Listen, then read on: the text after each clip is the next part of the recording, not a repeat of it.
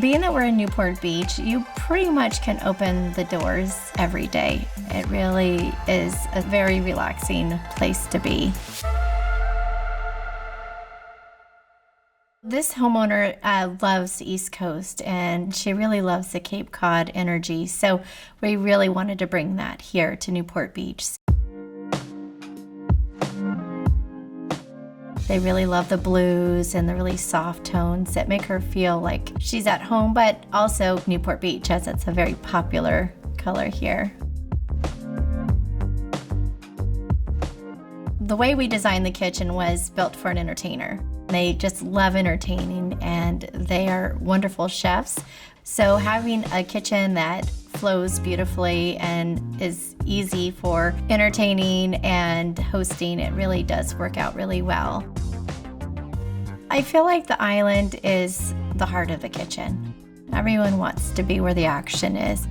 We really wanted to have the appliances blend into the cabinetry because we just felt like it looked very clean and simple. The pass-through in this kitchen is so special because with all the entertaining that happens in this home, it's really easy to pass food through or join the outdoors to the indoors. This wood floor was one of the first things that I picked, and it's called Vintage Hardwood, and it really is a reclaimed wood floor, and we had it made special for the homeowner. It just has a lot of personality, and each piece is unique. I really like things that are different, and there are not two boards alike.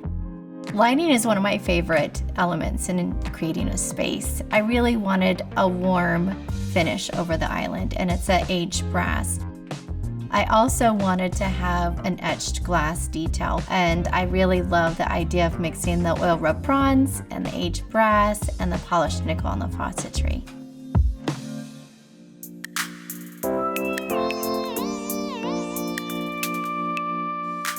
When we were making selections for the exterior, we really wanted to have this kind of fun play on warm and casual, but a little sophisticated. We really wanted to have a very welcoming feel in the backyard.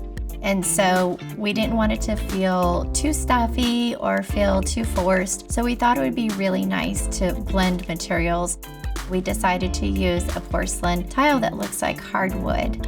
We also hand-selected some fun limestone pavers that have unique shapes. And we really thought that that was a nice bridge from the porcelain tile to the limestone.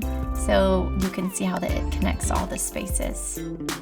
We wanted to add a little bit of green in the backyard too. And so we thought it would be beautiful to have a diamondia transition between the different spaces. In this backyard, you can see that there are different areas where you can relax and lounge, and there's something for everyone out there. We decided to create a built-in seating area because we have a lot of parties in this house. We really wanted to appeal to all their different friends and families that hang out here. So having teenagers that want to hang out, enjoy the fire, maybe some people want to be on the lounge area, it really is a nice place to relax and get cozy.